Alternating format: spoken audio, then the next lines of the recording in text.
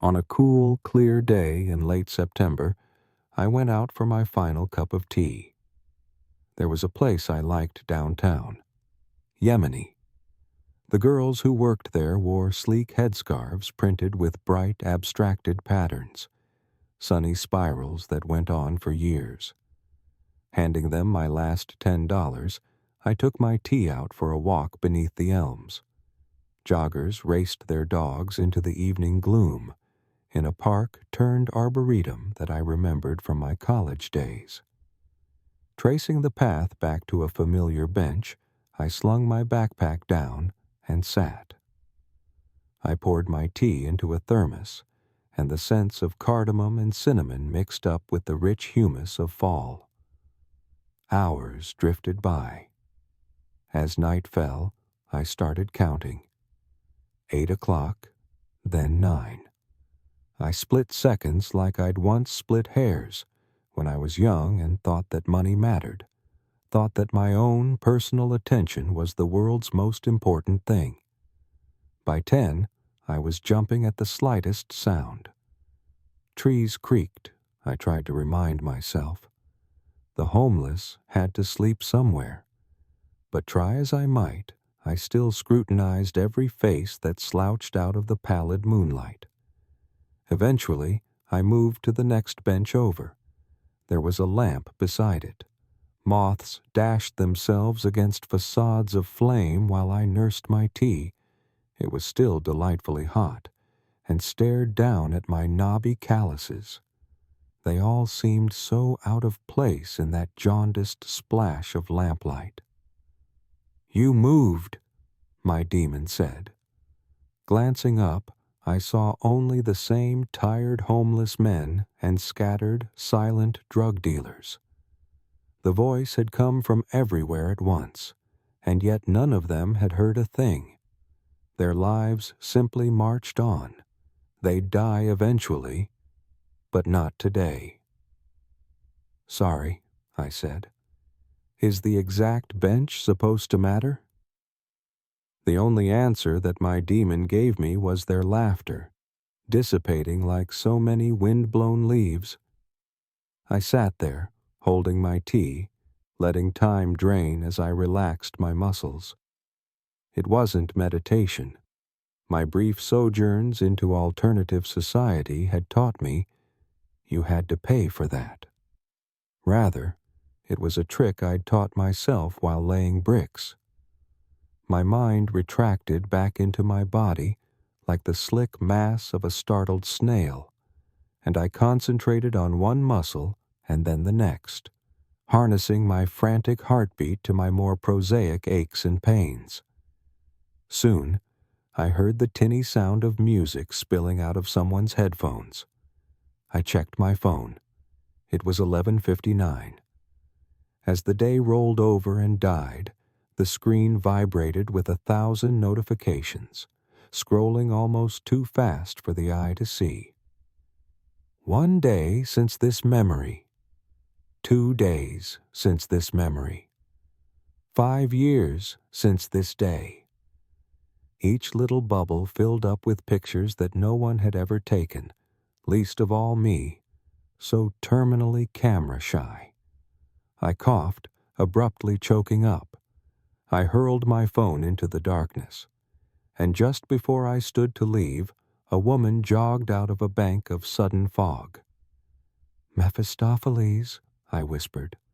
A pink sports bra and black mesh leggings, spotless sneakers accented by ostentatious brand names. I'd never seen her, but I knew her instantly. Her mere presence dragged me to my feet and froze me there. She jogged up, and it was only when she stopped in front of me that I noticed the leash hanging empty in her hand. "It's Mephi, in this form," she said. "Hey, Jace, have you seen my dog?" "Dog?" I echoed. She nodded. "Dad heard that I was going to a park, so he was all, 'Can you take Cerberus with you?' And I mean, no, it's Cerberus. 3 heads, and he's still literally the dumbest dog." She blinked. a third eyelid sliding diagonally across her eyes. The world blinked with her. Trees and hedges and the homeless all dissolved, and I was falling, thrown backwards by a touch of her finger. I slammed into something solid, breath whooshing out of me. There was no lamplight. The park had melted into night and fog. In the aftermath of her conjuring, Mephistopheles' eyes glowed the richest Klimtian gold. "Stay here," she said. "I'll only be a second." And my demon slipped her headphones on again and jogged off into the abyssal gloom. For a time, her pink top hung against the darkness like a photographic artifact. I watched until its colors bled and ran. I was in college when I first met Mephistopheles. She presented male back then. Tall and far too cool, he'd loomed out of the darkness of a decaying bar, eyes glinting with internal laughter as a gaggle of broke 20-somethings argued high art and low philosophy. I complimented his curling mustache, and the next thing I knew it was last call. I didn't sell my soul that night. It was not because of drugs or alcohol. My demon told me once, on a long walk through this very park after the stakes had been made clear, that I had to damn myself of my own free will. 10 years later, it was still the cleanest contract that I'd ever signed. Now we were here, on the bench where it all started. When I leaned back, I could feel the jagged signatures of our original contract carved into the wood behind me. When Mephistopheles returned, the time would come to settle my end of the deal. Breath steaming in the frigid air, I allowed myself to drift back through the departing decade. Names and faces swam before me, but so few of them had really mattered. I'd raced through all my passions, afraid to linger any place too long in case the time was wasted, in case the seconds, minutes, hours, days remaining might have been better spent elsewhere. Something vibrated inside my pocket, and I found my phone again, magically unbroken. Notifications were still streaming in, memories from every day I'd ever lived, and several hundred more I hadn't.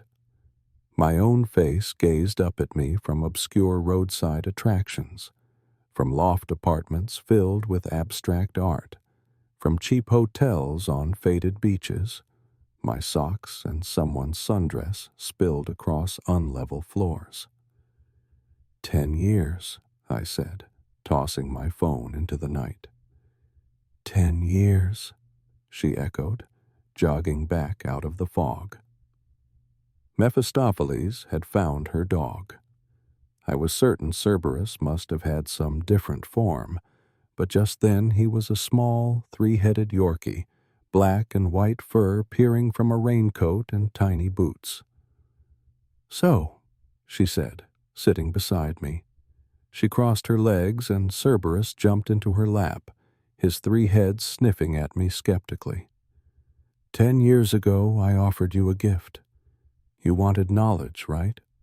You had big dreams of becoming, what was it again? An inventor. She snapped her fingers, startling the dog. That's right. You know, Faust, the real Faust, wanted the same thing. People had strange ideas about technology back then. But still, I guess I have a type. She giggled, her shoulder bumping against mine. Dad's always getting on me to diversify, but I think the modern world's just corrupting him. He sounds more like a finance bro each day. A finance bro, I thought bitterly. Claws dug into my thigh as Cerberus pushed himself between us. Teeth snapped. It appeared his heads were arguing, but I couldn't tell which one was winning. You're allowed to talk, you know, my demon said. She took my hand, tattooed fingers stifling the shaking in my own, and I watched the ink twine up her wrists.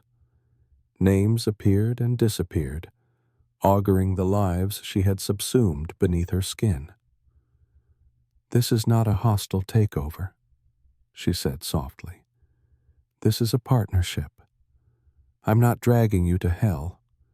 You chose to go there, willingly.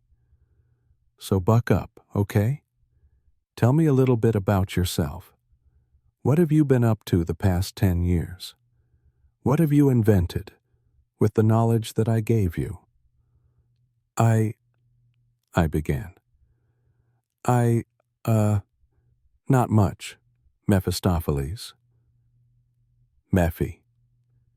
Mephi, yeah. Looking back, I guess I haven't done so much. She turned my hand over, held it in her lap. Lacquered nails picked out my calluses as if she was using them to map the years. "You know," I said, "the first time we sat down on this bench, I thought I understood myself. I guess that's pretty normal for a 20-something, but I was different. I was certain. All I lacked was the technical know-how, the skills I should have learned in school. If I just had that little lever, I thought I'd move the goddamn world. Cure cancer. Put colonies on the moon. In my dreams, I already had." Mephi flashed a brilliant smile. "I remember. Your confidence was intoxicating. It intoxicated me too." I dragged my free hand through my thinning hair and listened to the sound of my lost phone throbbing in the distance. "You want to get to know me? Fine." The first few years astonished me. All those stories about authors and inventors ordering breakfast in some rotten diner, then jotting down their masterpieces on a napkin while they waited. You made them true for me. I had my first patent before the year was out, and after that it was startup city. The money just poured in. I tried to stand, but my legs failed when my perspective changed. The darkness spun. I felt as if I'd been trapped inside a centrifuge, my soul portioned out into its pieces and exposed for anyone to see. "There was a problem, though," I said shakily. "It turns out I'm terrible at judging people. I put my faith in middlemen and financiers, always thinking that the next VC was my way out. One more shot of cash, and I'd get my life off of the ground. By 25, I was flat broke. My next birthday found me laying bricks." Mephi laughed. Her fingernails, as sharp as scalpels, had begun to trim my ragged calluses. Blood flew. I flinched, but it hadn't come from me. There was a sharp, unearthly howl. Then Cerberus was clambering across my stomach to rest his forepaws on my chest. His first and second heads explored my face, but I could only watch, horrified, as their brother hung down limply on the right. Mephi squeezed my hand. "You've been a carpenter since then, a house mover, a glass blower. You spent 2 weeks stacking cargo onto ships, 6 months hanging paintings for a fraudulent art gallery. You invented things occasionally, but that was just the background noise of life. You've been keeping tabs on me." Unzipping her leggings' thigh pocket, Mephi pulled a phone out and handed it to me. It was my own, drowning beneath another wave of photographs. "We all have our favorites," she said. "Besides, who do you think curates all those app notifications? Dad and I are like the only demons who even own computers." She leaned in, wafting notes of lavender shampoo. "But never mind all that. Tell me about your ending, Jace. Endings are my favorite part. What have you been up to? since you felt yourself begin to die. I went still. I thought about that snail. She was quiet. She gave me time. Abstract shadows revolved around us, sometimes smearing into Rothko scenes. I wander, I said finally. I hop trains and hike forgotten trails. I sleep rough when I have to, and I starve until the starving times are through. I shrugged. There's something deeply human about that kind of suffering. With the time that I had left in me, it felt like what I had to do. Shaking my head, I took a long, hot drink of tea. I offered the last sip to Mephi, and she took it, klimt eyes gleaming. "That's good," she said with obvious relish. That was my last $10. Was it worth it? Damnation or the tea? You pick. I paused. Some small piece of me slithered from its shell to take cautious sips of the night and of my demon's perfume. Yeah, I said, smiling. It was. You know, I built that thermos myself. A cup of tea will keep its temperature for a whole day before it even starts to cool, and the flavors will remain in balance.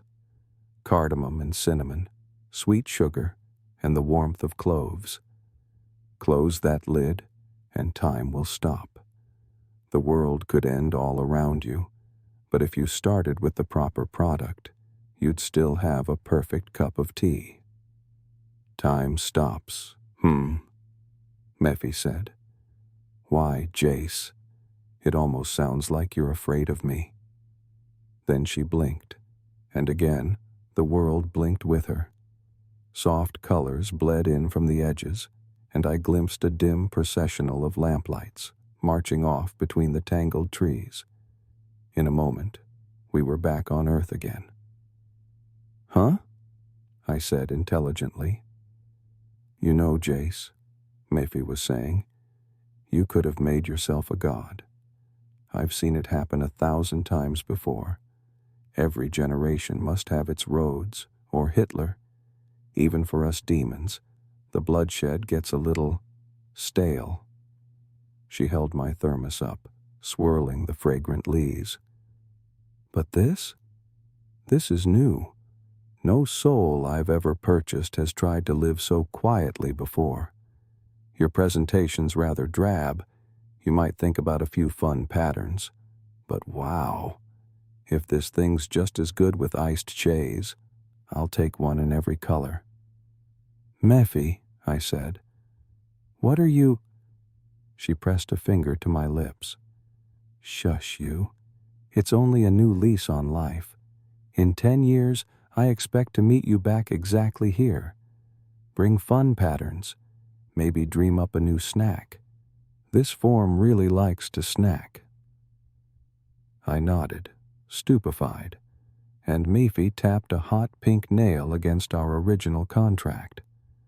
The jagged names we'd carved into the old bench blackened, burned, and when I was finally able to uncover my eyes, I saw them twined about each other like two snakes, surrounded not by some school kid heart, but by a perfect pentagram.